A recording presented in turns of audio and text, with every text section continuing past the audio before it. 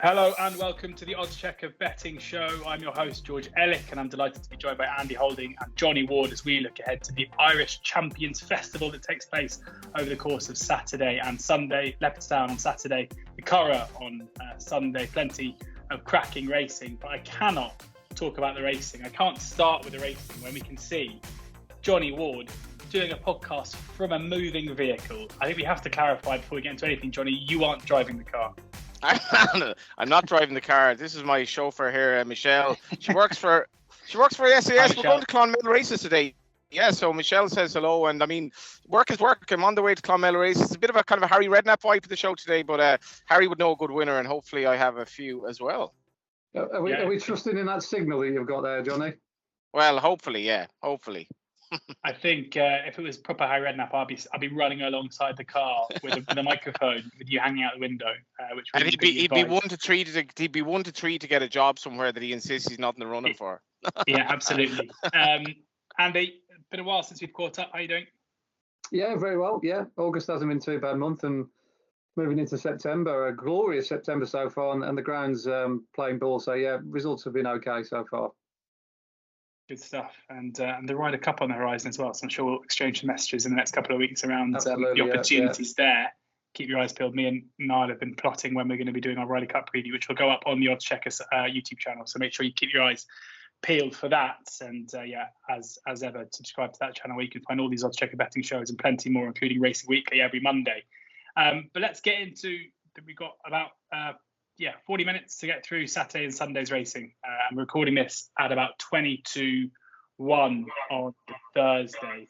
So we've just had final decks are through. Markets are being reformed as we speak. We do have prices for Saturday's card at Leopardstown. But Johnny, before we get into it, what's the weather like over there? It's absolutely roasting here in London. Way too hot. How is it in Ireland?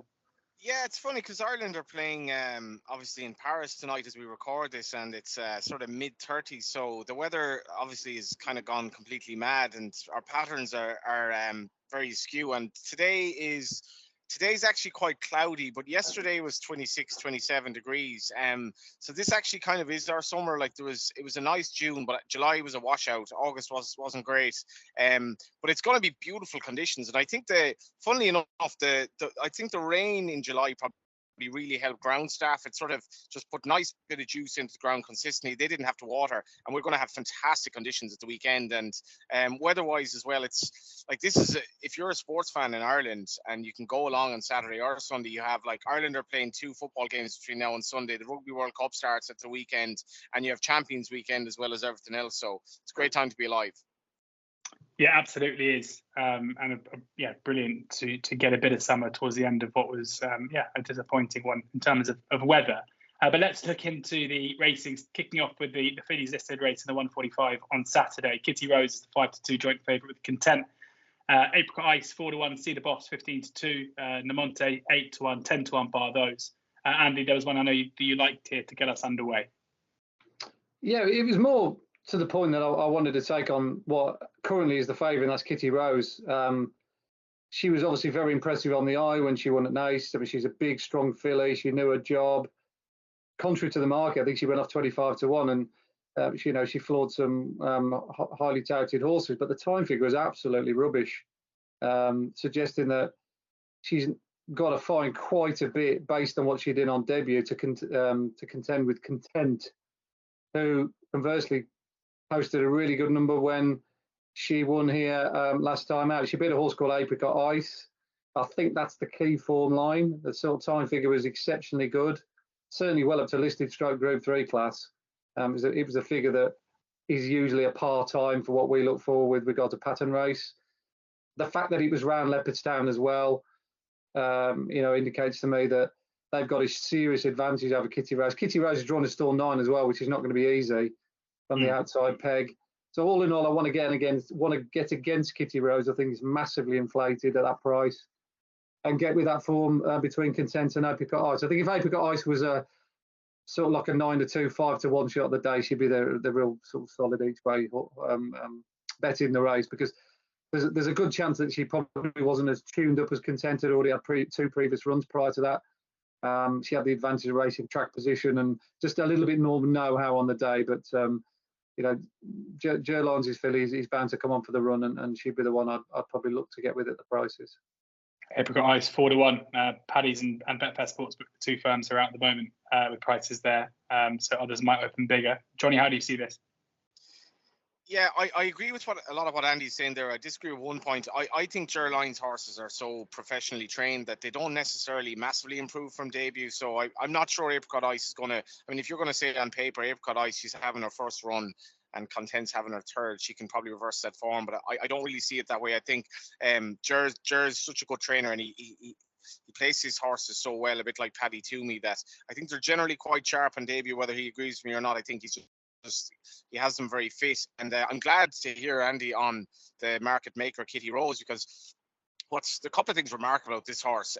She's very, very big, and you could tell that from Nace. Now, I didn't think it was a particularly strong Nace maiden going into the race, but what was actually striking for me afterwards was Natalia Lupini was like, she was really, really not, I suppose, full of great words on this horse, that she was going to do this, she was going to do that. She said, we're going to hopefully target black type effectively next. And it didn't look, visually to me, it didn't look like she'd finished the race full of speed. And I'm glad Andy said that. I think she's going to be a cracking 3-year-old, presuming she trains on. But listen to what Andy says there. I think it's an absolute million she goes off favourite as she is now. So that gives you an angle. As much as the prices right now are fairly tight. I mean, you have 2-1, 4-1, sort of 9-4 at the top of the market. I think Content out at Mecca's Angel by Galileo, probably one of the last good Galileos. Brilliant pedigree, and for her to be, performing as well as she did at Ascot, I think, considering inexperience, was actually quite encouraging. I know she was down the field, but she was sent off 5-1. They obviously think plenty of her. Travel like a very good horse the last day. I'd be certain she goes off favourite. Content there 5-2. Certain, Johnny says, will go off favourite. Joint favourite now at 5-2. So if you're looking for some value, Content. And Apricot Ice seems, as Andy says, to be the key form line going into that opener there. The fillies listed race. On to the 2:15, the Champion Juvenile Stakes. Diego Velasquez is the 8-15 hot favourite here. Lovely each way shape to it as it stands right now. There are 8 runners here. 4-1 Atlantic Coast. Capulet 13-2.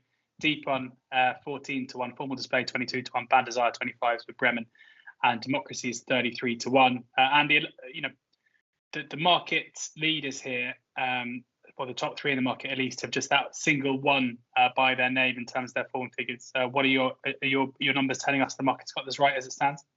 Yeah, I think Diego Velasquez is a worthy market leader here.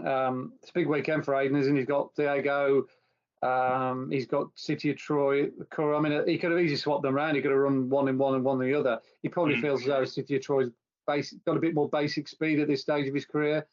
Maybe he's a mile. I think Diego Velasquez is looking already, given the way he strode out at the Curragh, his pedigree, and the fact that he was favoured for the Chesham back in June. He's probably more of a middle distance type, and I think you could just see this race developing in pretty orderly fashion, i.e. Diego gets to the front at an early stage and he winds it up from 3 out off the home turn, and he just keeps striding all the way to the line, because the further he went, the better he looked at the Curragh. He really got into his stride. I'd love to see those sort of stride pattern data for this horse. Unfortunately, we don't get it. What was the time like, Andy? Not bad. It wasn't off the scale, but it was good. It was solid. It was better than your average kind of like maiden. It was run at a decent tempo. Wasn't a group race tempo by any stretch of the imagination, but it was a solid. I think we got it 84 on our time figures, and anything in and around the 85 mark is always acceptable first time out. Atlantic Coast race was a little bit below that, and the form was rather let down by Ken Condon's filly the other day, who finished third in that race, got beat at a short price at court.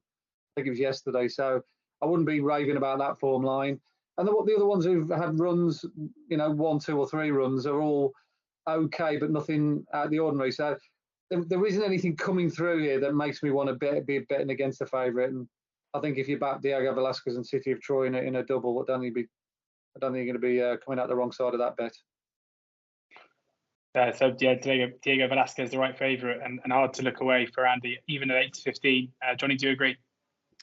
Yeah, but I am going to put a couple of bets forward here, and one of them is Diego Velasquez to win the Derby next year. I mean, it's interesting. Andy says that his time was decent. Like it was just a visual impression he made on the debut when he came out of the stalls. He might have gotten a small barge, but he kind of edged out to his left.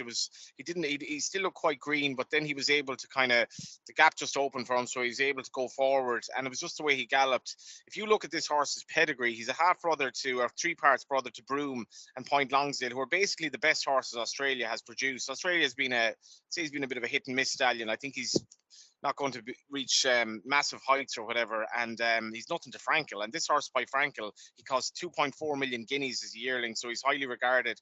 And I love him for the Derby at 9-1 next year. Just his pedigree is 100% Derby. In terms of this race itself, wouldn't be for me now to be suggesting having sneaky each way bets in kind of bogey each way races, but I do like formal display.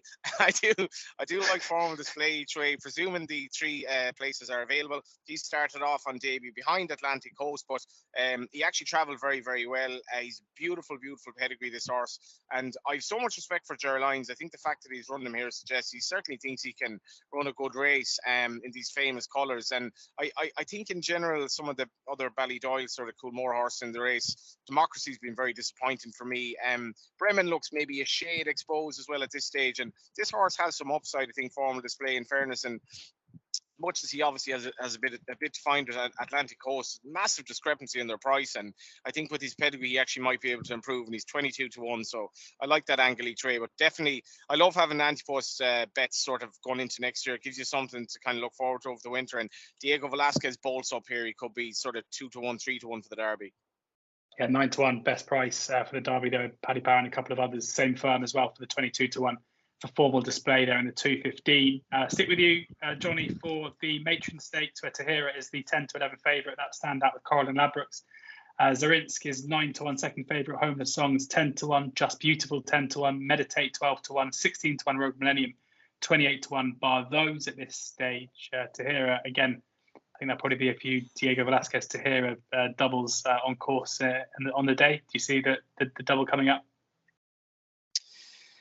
Yeah, like she probably should win. I'm just a little bit kind of taking a watch and brief in this race. You remember her stablemate in the race last year, Homeless Songs. She was quite disappointing, but what was she sent off like 11-10 or something last year? And she's rocking up now 12 months on, and she's double figures. And Homeless Songs, I nearly might have a small bet on her. On her day, she's very good. I know she's been patchy form this season. Maybe the ground is a bit soft for her on the return, but I don't know if this is as straightforward as it looks for Tahira in terms of her price. I'm not sure I'd make her an odds-on shot. She might need a small bit of luck and run, and Leopardstown can be a tricky track as much as she's straightforward. There'll be plenty of horses trying to get her beaten as well, plenty of jockeys trying to get her beaten. There are some good horses in the race, and including her stablemate, so it's actually one of the races of the day I'm not that mad keen to have a bet on. Johnny, not keen to have a bet? Andy, you've never said that in your life. What are you after? I'd be more inclined to agree with Johnny here. I just don't like the shape of the race, but I don't really want to be putting up Tahira or backing her at 10-11. Just not my kind of bet. She's never run at the track as well. If she got solid form at Leopardstown, which is a tricky track, as Johnny's pointed out, then fair enough. But I think she's an even money shot at the Curragh, but not necessarily at Leopardstown, because there is one or two track specialists here. Homeless Song's one of them. Zarinsk, for instance, she knows her way around these boards really well. Probably got to find a little bit to be, with winning a Group 1, but you've seen it before. Horses improve because they like a track rather than the sort of like ratings telling you whether they can win or not. I do think Rogue Millennium's an interesting runner. She was very good when she won at Royal Ascot. I think the key to her is good ground. I don't think she handled the ground last time out in France, having watched that replay. But it's pretty good form. Saturn, was third, floored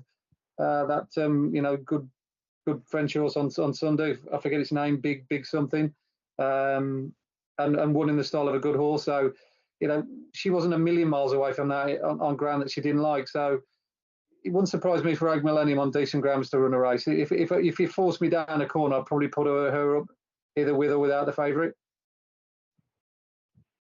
Which one was that? Rogue Millennium? Rogue Millennium. Yeah, 16-1. Paddy's Betfair Sportsbook and Betfair. No without market yet. Just wait for the day. We do have one. We've got 15-2 with William Hill. Okay, yeah, that's not bad. I mean, some firms have obviously been betting each way on the day without the favourite. William Hill will win only, I think. There's a few firms win only. But yeah, your normal firms who bet with each way without the favourite, that'd be the route to go down with Rogue Millennium. You could find something. the 320 now, the Irish Champion Stakes, and we've got the 1-2 in the Derby, but it's reversed in terms of the market itself. King of Steel 11-4, and August Rodin, the kind of ultimate boom or bust horse, it seems this season, is 7-2, second favourite. Aphalia 13-2, Ernesto 7-1, Nashua 15-2, Alrifa 9-1, Luxembourg 11-1, 50-1, Spraywell and Point Lonsdale's 100-1. Johnny, how do you try and wrap your head around what kind of price August Rodin should be, given we know that at his best, Derby winner, already beaten the favourite here, but also from 2 runs in the 4 so far this campaign, he hasn't shown up. Yeah, there's a lot going on. I think like Paddy Power in the week made King of Steel 11-8, and he was 9-2, and I just thought that was madness, really, because King of Steel, he shouldn't really beat him on the Derby form, and I know there's no doubt King of Steel is a more solid horse, and possibly might be more suited to the 10 furlongs than August Rodin, but that didn't make sense. And Aidan O'Brien said August Rodin was ready to explode in his press morning, was that last week. And in fairness to Aidan, like he has been consistent about this horse. I think they've considered him to be a good bit better than Luxembourg, who obviously won the race last year. But if you're backing a horse who's absolutely bombed in 2 of his 4 runs this season, it's a bit of a concern. So I'm almost willing to give him another shot, but at the same time, I probably want a little bit bigger than the 7-2 available. And this race was I was doing a preview night for it last week, and everyone was worried that I was going to cut up. It's actually become a really, really fascinating renewal, because we've runners from France, Britain, and Ireland. We've Nashua at the filly. This is my favourite race basically in the world. It's 3-year-olds against older horses, males against females, milers like Alrifa basically against middle distance horses like the 2 Derby horses, and it's an international element as well, a rare time where we have French runners coming over. And Onesta's Frankie Dettori's last ride in the race, I'm not sure if Frankie's ride later on in the card, I should have checked that, but his last ride obviously Champions Day, it has so much going for it. Then you have Jim Crowley coming over as well on Alfala rather. You've Luxembourg who won the race last year. Nashua, obviously, who's been a standing dish really at this level. Then you have the 2 Derby 1 and 2. But this is mad. But I'm going to go with Sprewell just at the prices. He's 50-1. Completely mad maybe, but he's loves Leopardstown, to be fair. He won his trial for Epsom here. His run at Epsom was very, very good. I think he might be better dropping back to a mile and 2. The fact that he's coming here would suggest that they're happy that he's gotten over the Curragh. And at 50-1, there's going to be, I presume, a lot of pace in the race. He's going to tuck in, hopefully come down the near side like he's done before, and come with a withering late run. And just at 50-1, he's still relatively lightly raced. Big horse who's probably still improving, has had time to get over the run at the Curragh, which obviously was disappointing, but I'm happy enough at 50-1. To be honest, Alrifa, I had high hopes for him this season, but I just think he's probably flattered by the fact that he didn't take on grade 2-year-olds last year. Sprewell 50-1, Paddy Power and Betfair Sportsbook is Johnny's selection there in a 9-runner race. What a shock that would be in the Irish Champion Stakes. Andy, what have you got for us? I certainly can't beat Johnny's pick there 50-1 with Sprewell, but I do agree with him. You may well do. Well, it's just it's the wrong price. I mean, yeah. You look at his last 2 runs have been excuses. The Derby didn't go his way.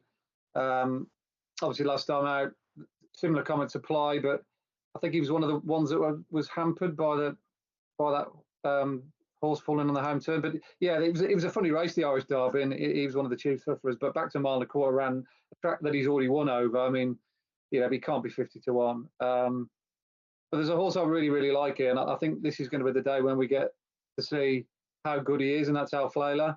I was absolutely hopping mad that they didn't run him in the Juddmonte. I was asked to do a piece for oddschecker about a week before the race, and I was going through, and I didn't fancy, or I wanted to take on the favourite in the view of perhaps he might have had one or two harder races. Obviously, that's Paddington, and it was significant to me that Juddmonte held firm and decided to run Mustabshire, and they didn't run Alflalia. That they were obviously targeting him at this race specifically. And I thought Alflalia, with his form at York, I think he was 2 for 2 at the track.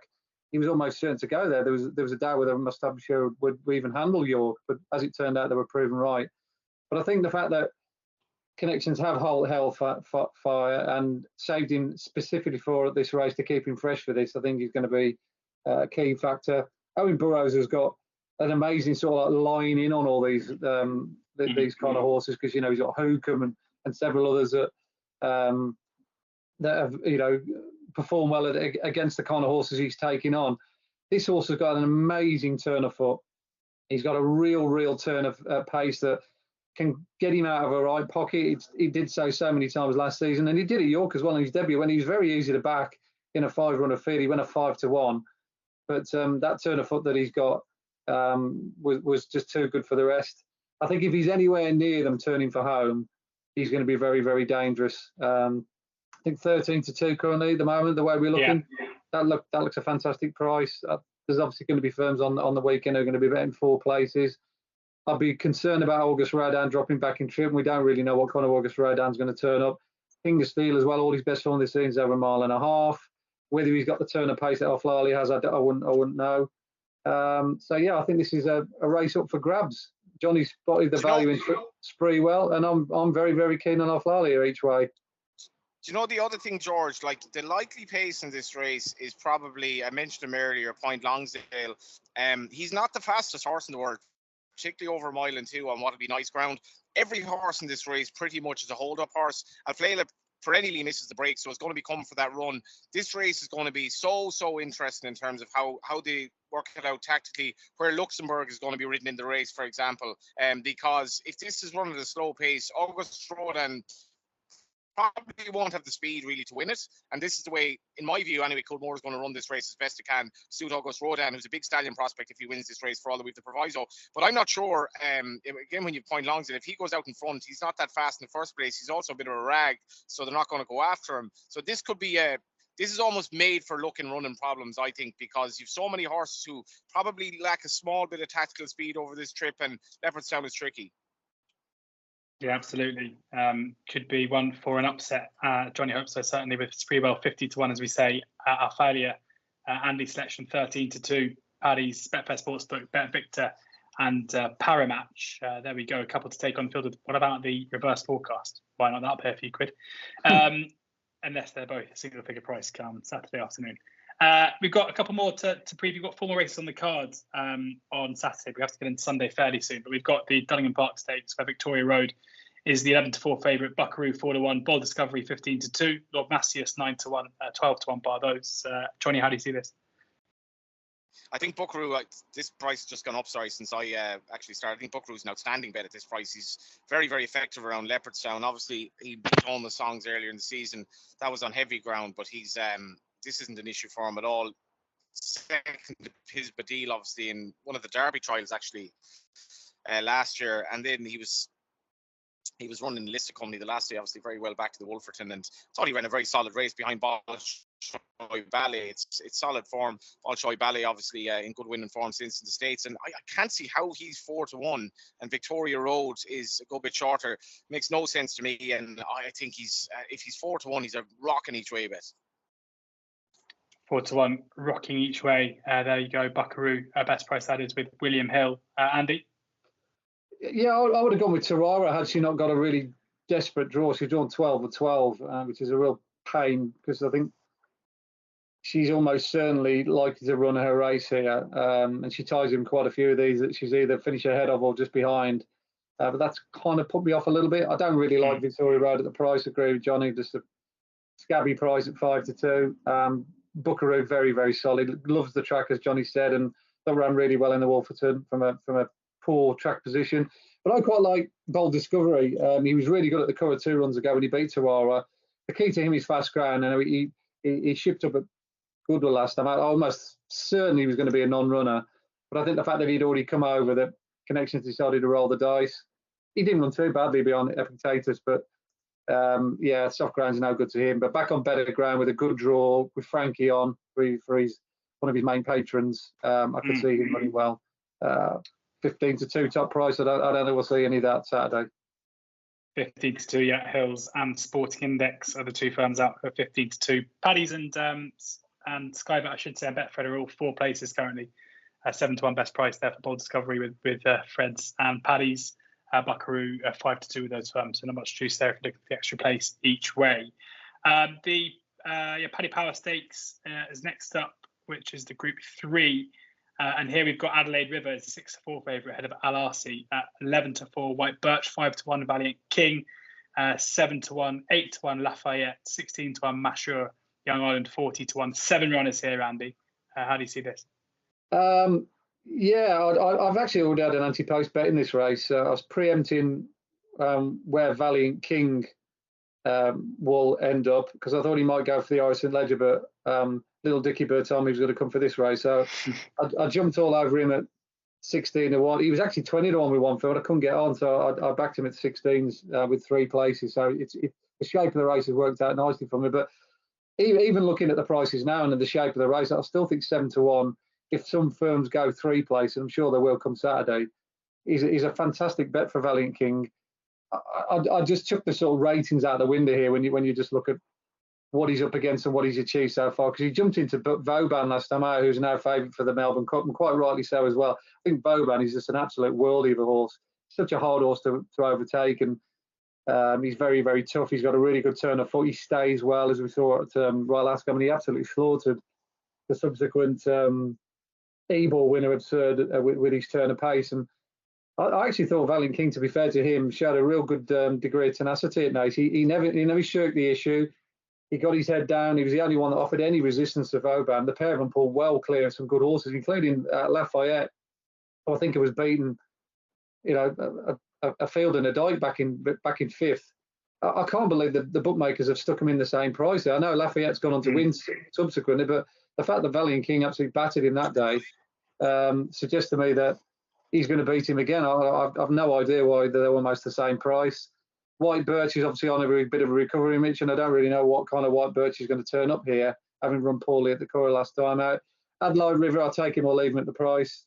Certainly a good horse on his day, as we know. He's top class, but he's just wouldn't do for me at 6-4. And Al-Arsi will be sort of testing Jim Patient's qualities in the saddle again. He has to be dropped on the line the way he has to be ridden. But I think Valiant King here, he's massively under the radar. His time figure last time out behind Vauban puts him on top of the pile for us here, well, for me anyway, and I can't see him running a bad race. Valiant King, probably one of my strongest views of the day at Leopardstown.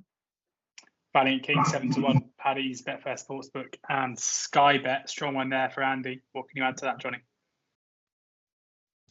Yeah, very progressive. Like starting off at 83 when you ran in Leopardstown earlier, that was only earlier this season. I don't have a strong view on this, to be honest. I think with the form of the Murphy yard, I know George Murphy, John's son, was interviewed at Gorn on Wednesday, and was quite hopeful White Birch is back. I'd give him the benefit of the doubt at 5-1, and just what he was in the season at Leopardstown. What have we got here? A Group 3 just shows how good this card is. At 5-1, I'd probably be happy to chance him with a small win bet. 5-1, White Birch there, Paddy's and Betfair Sportsbook. I think, as we can see, the buildings turn into trees, Johnny. The signal's getting a little bit patchy, but we'll see how we get on. We haven't got any prices in the handicaps, but Johnny, I know there was one or two that you just wanted to highlight at this early stage. Really, really praying that you can hear this, and also that Andy Holding has similar selections here, because I'm just looking at. Sorry, I've got looking for the 505, Johnny. So you got a free hand completely in that. Okay. 505. I remember watching Comfort Zone running in Leopardstown in the October or the November handicap back in October of last year. He was massively eye-catching coming down the near side. How he finished third, watch the race back. You're like, this horse, if I told you a furlong down he's going to finish in the first 3, you would have given me any money. Absolutely flashed home. And I think I was saying to the lads at the time, this horse could easily go on and win the Triumph Hurdle. Now, he ended up being a very good hurdler, to be fair to him. He's done well, but with the connections and everything, surely he's been laid out for this race. He's running off a pound higher than that race behind Zoffman. And if you look at the form of the race, Yashin and Safecracker either side of him, it's such good form. And he was only a 3-year-old that time, likely race. I love Churchill as a stallion.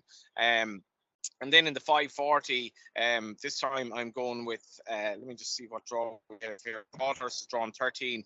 Broadhurst has run in one handicap. He's a horse by no name ever. He was extremely eye-catching when beaten ahead by Fort Vega. That was back in Naas in May. Now, he has cheap pieces on here. Better days are coming. The form has worked out fine. Running off the same mark. if this horse isn't well handicapped, I give up, and I trust Aidan O'Brien has him right. 3-year-old's a very good record in it. They'd be probably my two biggest bets of the day, and they're in the last two. So it's Comfort Zone in the 505, and which was it in the 540? Broadhurst. And Broadhurst. There you go. Two of Johnny's strongest bets. We don't have prices yet. They'll surely be coming out probably either Thursday evening or Friday afternoon, I'd have thought.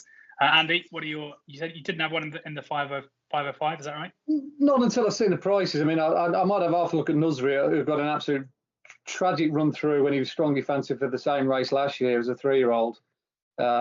A year on, he looks as though he's been laid out for the race. Well, he hasn't run since he won at the Curragh when last seen. So he comes in there fresh, similar to Johnny's pick, Comfort Zone. So if he was a double figure price, I might have half a look at Nusri. But my main fancy in the handicaps on Saturday would be Dunham in the 540. We talked about Natalie Lupino's got the favourite in the first. I think if Dunham's a reasonable value bet around about the 7 or 8 to 1 mark, because they should bet 5-6 to 1 the field, I can imagine he'd be second favourite behind Broadhurst. I'd be all over him each way because he's just a very, very talented horse. He didn't get the clearest runs through when he was third in the mile race, the BMW mile, the second night at Galway. But then they took him to the Ahanor handicap, which is probably the best, strongest run 7 furlong handicap of the season, other than this one. I think there's 2 of them, and this is the other one, this Sovereign Path race. And he absolutely bolted up. There's never at any stage when he didn't look as though he was going to win that race. And he had a terrible draw as well. I must admit, I didn't like his chance at stall 17. I thought he's going to have to be a good horse to win from stall 17. And I went searching against him to try and get him beat. And like I say, he absolutely buried a good field. I think he's one of the most improved horses in Ireland. I think he started off in marks in 70. He's now 101.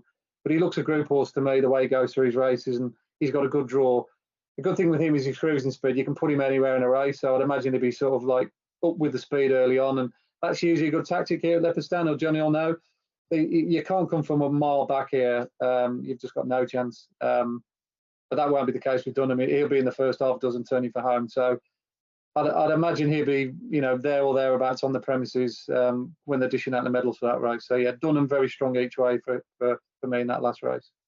Dunham very strong each way. Dunham and Broadhurst there taking on the field for Andy and Johnny in the lucky last at Leopardstown on Saturday. But over we go to the Curragh.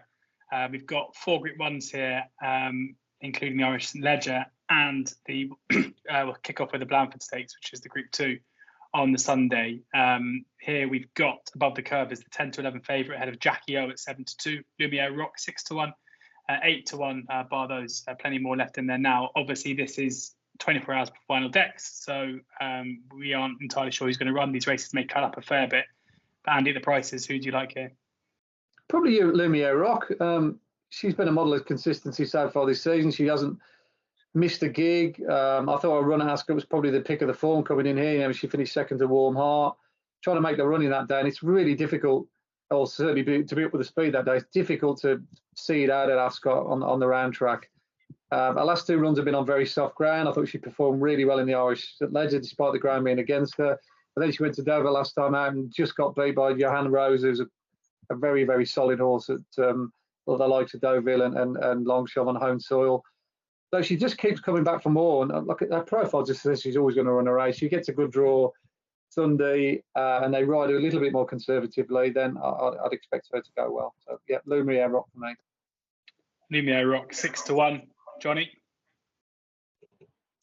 Yeah, I do like above the curve. She won the race last year. She's extremely reliable.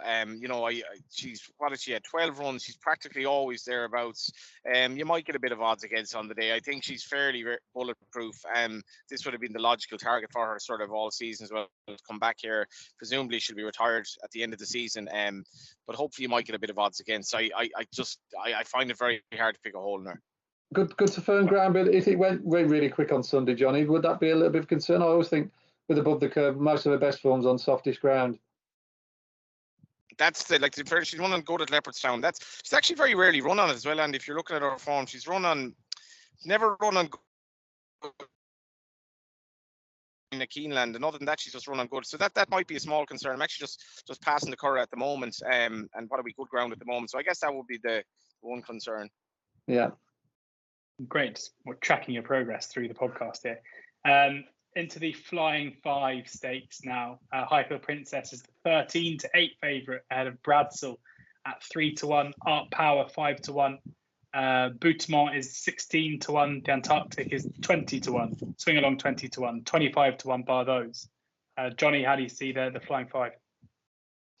Well, I think it's up for export. Anyway, this is our only Group 1 sprint of the year. And to be honest, I'd probably go with Art Power at the prices. Highfield Princess should win. No real shame at all the last stage, just the way the pace that she had to go after. Art Power's record at the Curragh, hopefully you can still hear me. Art Power's record at the Curragh is so good that I think he'll run his race and he'll probably be in the first 3. So I just at the prices I'd have him. The Irish horse look nowhere near good enough. Ladies Church, presume the ground stays decent, could run okay, but this is up for export. Andy? Yeah, I agree. I think the UK horses have dominated the sprinting division, haven't they, for the last 4 or 5 years, with the odd exception here, there and everywhere.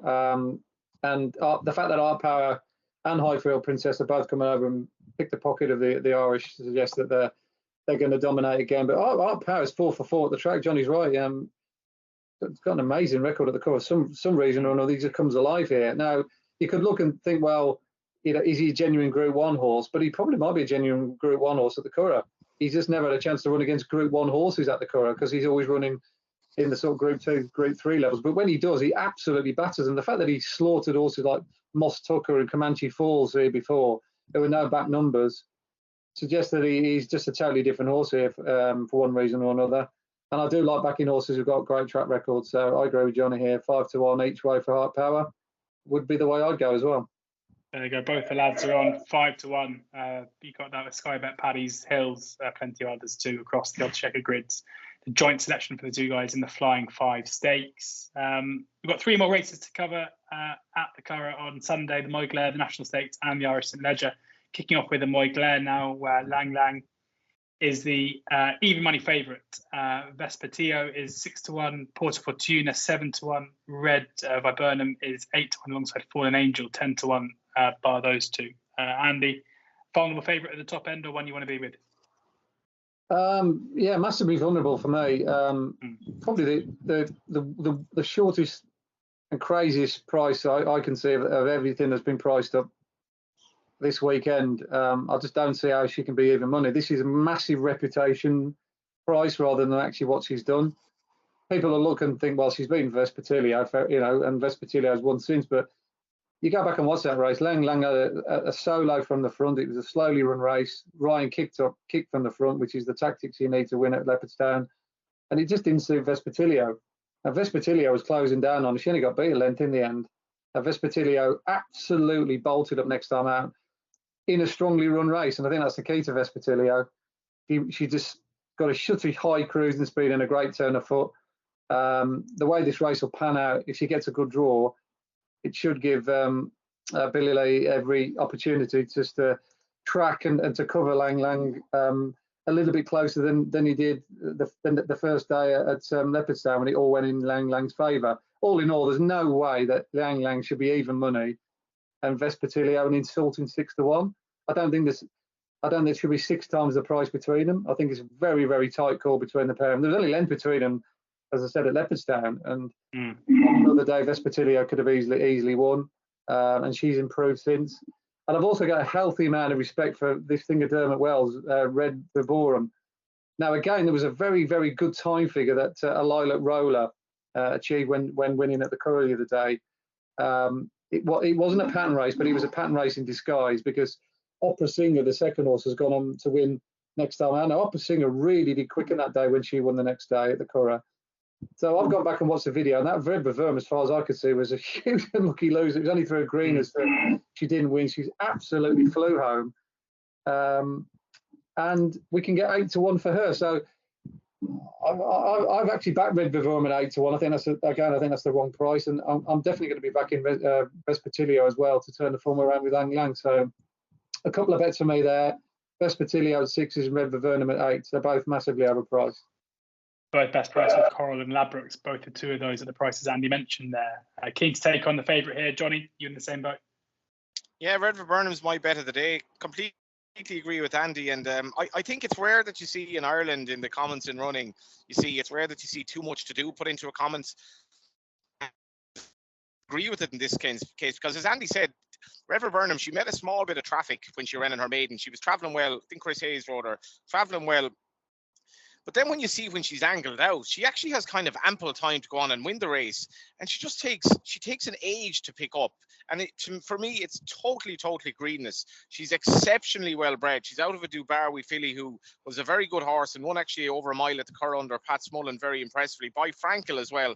And as Andy says, that's outstanding form in the context of a maiden. And it was just greenness. But if you watch the last, say, whatever Andy's speed figure is, she was demolishing them speed-wise in the last sort of 150 yards because she was basically up in another few strides, but she had literally no chance of furlong down.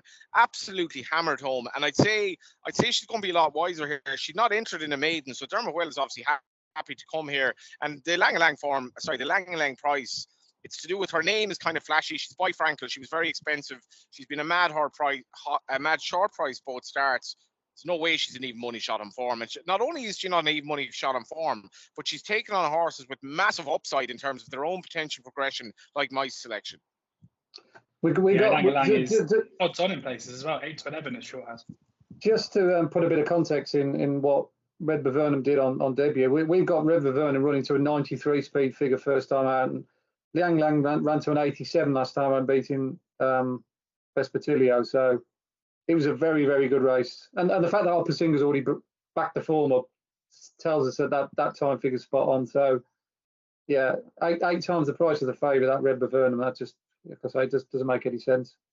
All aboard the Red Bavernum, 8-1 for both the guys, and Vespertilio, the other one, maybe the NB for Andy in the race. We've now got the National Stakes. We've spoken about City of Troy earlier on in the show, but City of Troy here is the 4-7 favourite ahead of Bucanera Fuerte at 11-4.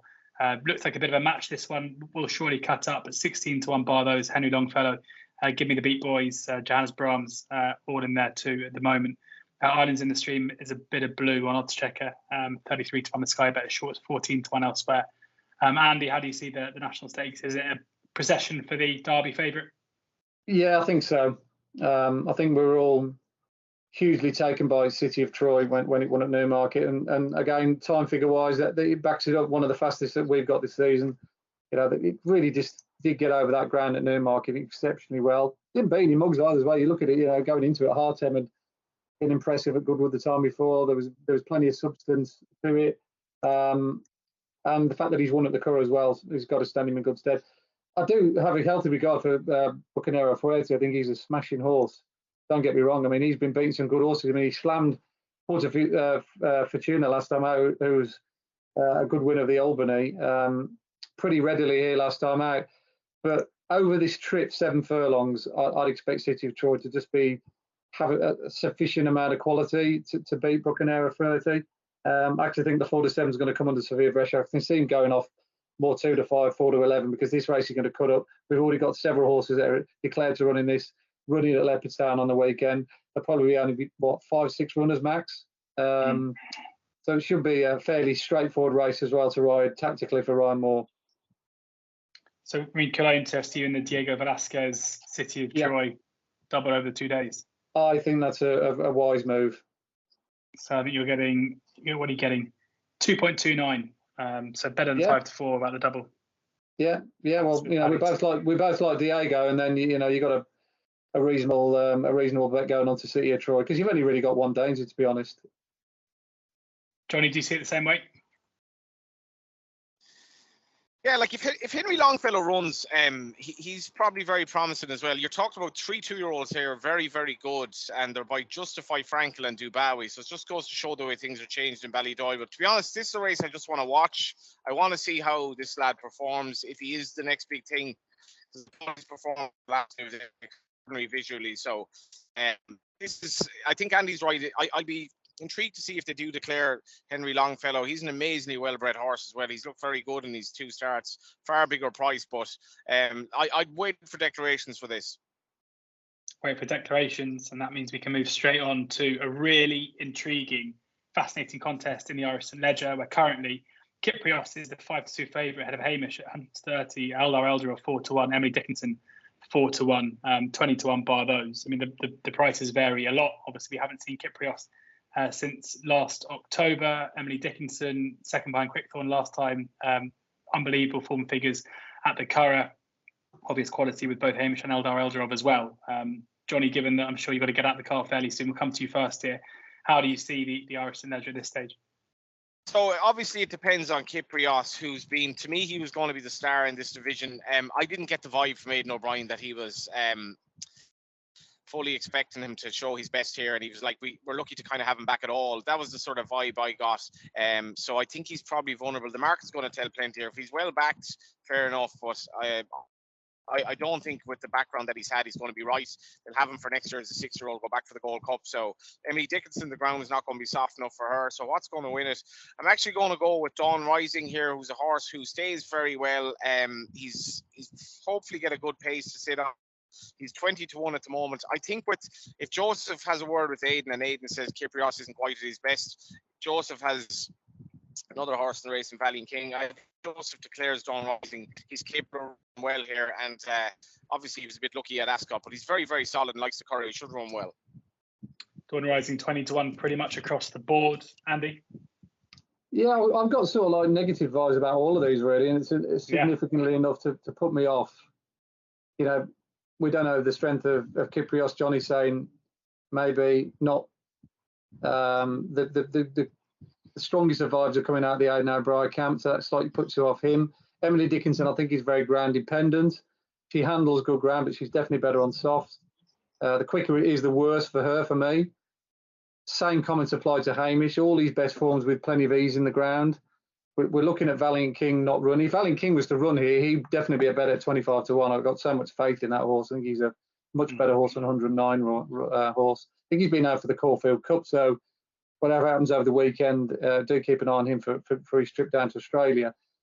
So I'm really only left with Eldar Eldarov as a possible bet over a trip, I think, which is his optimum.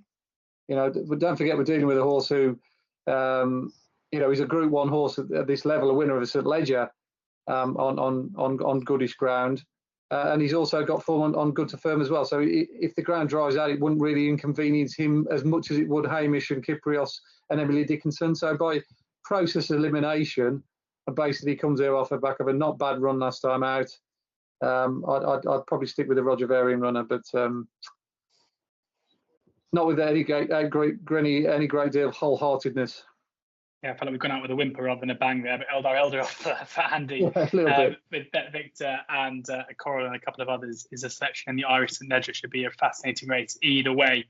And a cracking weekend's racing both at Leopardstown and the Curragh this weekend for Irish Champions weekend. Thank you very much to Johnny and for Andy. Johnny, I hope to you get to wherever you're going fairly soon.